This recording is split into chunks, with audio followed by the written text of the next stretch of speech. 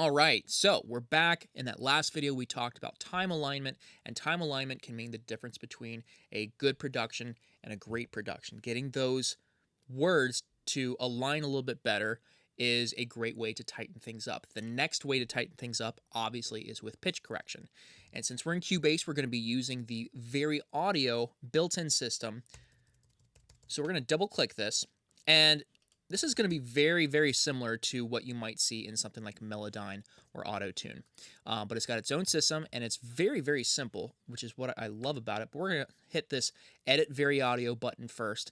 And sometimes it will take a moment to process and think about where each of the notes that are being sung line up on the grid, but I already did that, so it didn't take any time at all for that to process. And we've got a couple of tools here on the side. We've got quantize pitch, straighten curve, formant, and then volume. And we are really just going to be focusing on quantize pitch, straighten curve, and then everything else that we can do directly upon the grid.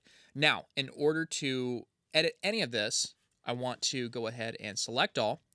And I'm only selecting what is in between the event start and event end, because if I try to do anything outside of this event end, what's going to happen is I'm going to be editing stuff that's in this region but is edited out. I'm not actually going to be editing this. So we're going to do this one region at a time. But first, what I want to do is I want to listen to this vocal against the music to make sure that we're actually doing what we need to be doing, because unnecessary pitch correction can really damage a performance. So we're going to exit out of this. We're going to solo this lead vocal, and we're going to solo the instrumental. And let's jump back in here, and let's listen. I must be so close. I feel the warm glow. Prismatic colors flood my veins. And for the most part, Jenny did a great job here. There's a couple of notes that we can tighten up. So we are going to start by selecting all of it and then quantizing the pitch. And what this does is Cubase is thinking about where these notes line up on the grid. It's going to average that out, and then it's going to snap that to the grid. It doesn't actually straighten the curve. That's what the straighten curve is. So that's where that auto-tuney kind of sound is. But let's listen to what quantize pitch does. I must be so close. I feel the warm glow. So this first quarter right here feels pretty good. Cubase did a pretty good job of figuring out where those notes need to land.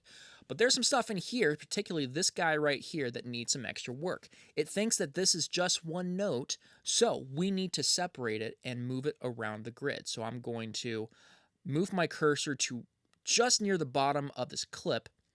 I'm going to zoom in so you can see it, and I'm just going to click.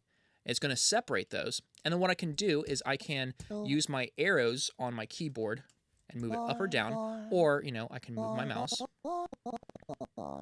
if I wanted to. So let's see what that sounds like now. I must be so close. I feel the warm glow. That feels a whole lot better. Let's keep moving. Prismatic colors. Okay, that note was wrong, so it needs to come up. Prismatic colors flood my veins. Very good.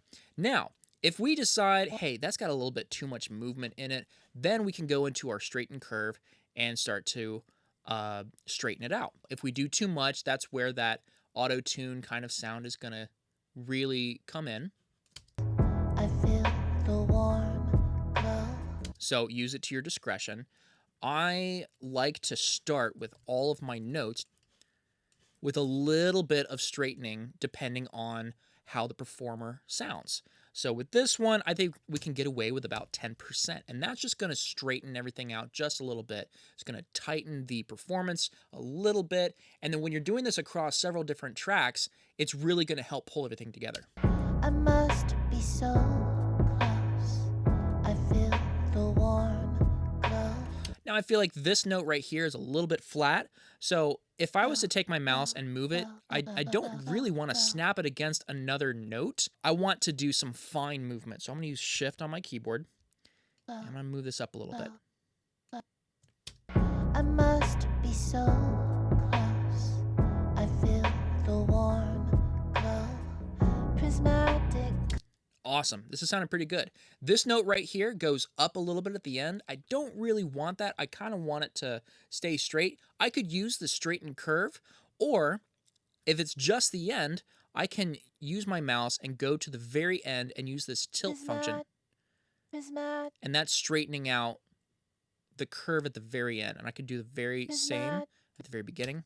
I must prismatic colors flood my veins. I feel like this needs to be a little bit straighter. The whole thing. Prismatic colors flood my veins. And this one, I feel like I could tilt up a little bit.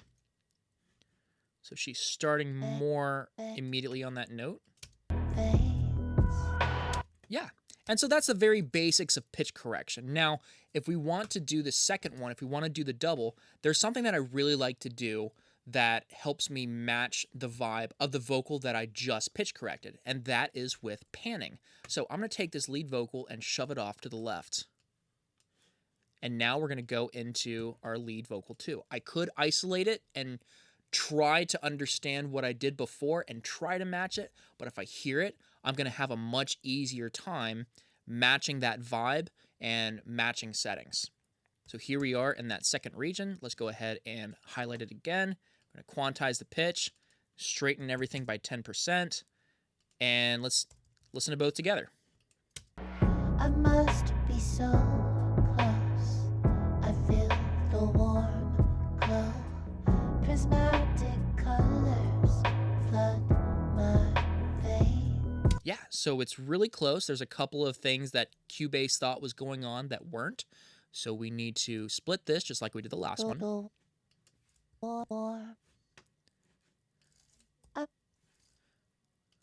I must be so close. I feel the That needs to come down. I feel And then we need to straighten this a bit. So if I didn't want to move my mouse all the way over here to straighten curve, I can use this middle square, and that does the exact same thing. You can see the straighten curve bar on the far left moving, and it does the exact same thing. Very cool. I feel the warm glow. This needs to move up. I feel the warm glow. Now, there are some other functions in these boxes here. We can do some additional audio warping if we decide, hey, I didn't time correct this well enough. We can do some very limited stuff here in the very audio window. We can adjust the, let me see, the volume of that entire thing, which I'm not crazy about because I'm just going to do that directly in the Cubase timeline, or I'll use automation or something like that. And then this guy over here, that's the shift formant. And this is where we can adjust basically the throat size of each note. This is not something that I do generally, and it's something that I would use for an effect, or if I'm doing vocal chops, I would definitely use the formant filters, and that can bring out some really cool characters. But for a song like this, I'm going to leave that alone. Prismatic. And that is flat, but it starts a little bit sharp. So if I was to straighten it, I think it would be a bit too much. Prismatic. So I'm going to split it and make sure that this note right here is where it needs to be. Prismatic colors. And then this note right here, I feel like could bump down a little bit. Prismatic colors flood my veins. Okay, now this guy could definitely use some straightening. Let's tilt it down a little bit so that it's a little bit more organic and we don't hear that click in between the notes. That feels really good. Awesome. So these two regions are totally done. Now, we're going to do this for every single region we have here. And again, a great method is to take what you just pitch corrected, or take the lead and then shove it off to the side, and then everything that you're working on, keep it in that mono space, and that way you are able to kind of separate what you just pitch corrected versus what you're currently working on. So I hope this is helpful. We'll see you in the next video for a little bit of a rundown of what we just did and wrap things up.